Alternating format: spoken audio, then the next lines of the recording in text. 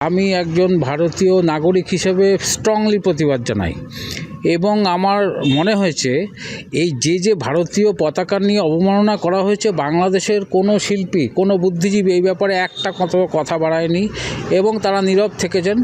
এবং আমার মনে হয় যারা নীরব থাকেন এবং তারা বিষয়টিকে তার মানে নিঃশব্দে এটাকে সমর্থন জানিয়েছেন। কিন্তু যে শিল্পীরা, বাংলাদেশের শিল্পীরা ভারতীয় পতাকাকে এত অপমান করা সত্ত্বেও তারা কোনো রকম প্রতিবাদ জানায়নি, সেই শিল্পীদের আমরা মধ্যমগ্রাম অঞ্চলে আমরা জায়গা দিতে নারাজ। কোথায় কি হচ্ছে জানি না, আমি মধ্যমগ্রাম নিয়ে ভাবি।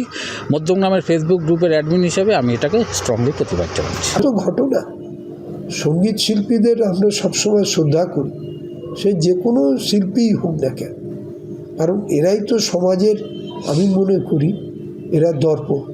এদের মধ্য দিয়ে সমাজ আরও বেশি করে আমাদের এগিয়ে যাবে এবং সমাজ আরও বেশি মজবুত হবে, মানুষ আরও সচেতন হবে, মানুষ অনেক কিছু জানতে পারবে। আপনারা কি বয়কটের বিরোধিতা করছেন প্রকাশ? একদম সম্পূর্ণভাবে, সে যেখানেই হোক, আমাদের এখানেও আসুক বা অন্য কোথায় যাক, যারা এটা করছে তারা কিন্তু অন্যায় করছে এটা বলে আমি মনে করি। নিরাপত্তা আমাদের রাজ্য সরকার আছে, কেন্দ্রীয় সরকার আছে, তারা করবে। এখন আমি শুনলাম তো উনি দিল্লিতে আছেন, দিল্লিতেই এখন অধিকাংশ সময় থাকেন এবং বিভিন্ন ভারতবর্ষের বিভিন্ন প্রান্তে, পশ্চিমবাংলার বিভিন্ন প্রান্তে এই তিনি সঙ্গীত পরিবেশন করতে আসছেন।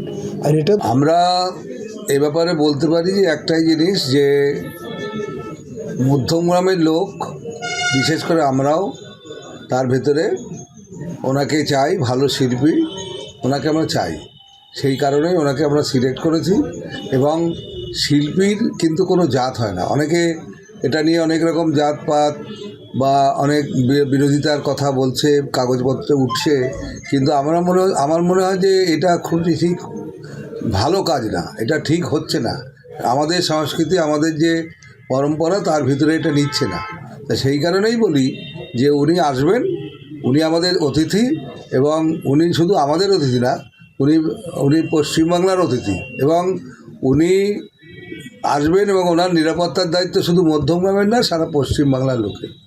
তা সেইখানে দাঁড়িয়ে আমরা চাই যে উনি আসুন, আপনারাও আসুন, যারা প্রতিবাদ করছেন তারাও আসুন, দেখে যান গানের ভেতরে কোনো রকম কিছু আছে কি না, গানের সাথে ওনার কোনো হিন্দু মুসলমান বা কিছু আছে কি না। এটা তো কিছু নেই, এটা নিয়ে বাড়াবাড়ি করার তো কোনো দরকারই নেই। আর বাংলাদেশ যে জিনিসটা করতে চাচ্ছে, আমরা যদি তার এগেনস্টে আমরা যদি তাকে বাদ দিয়ে দিই, তাহলে তাই করা হয়ে গেল। আমি তার ভিতরে কেন যাব? আমরা এর ভিতরে এটার প্রতিবাদ করছি।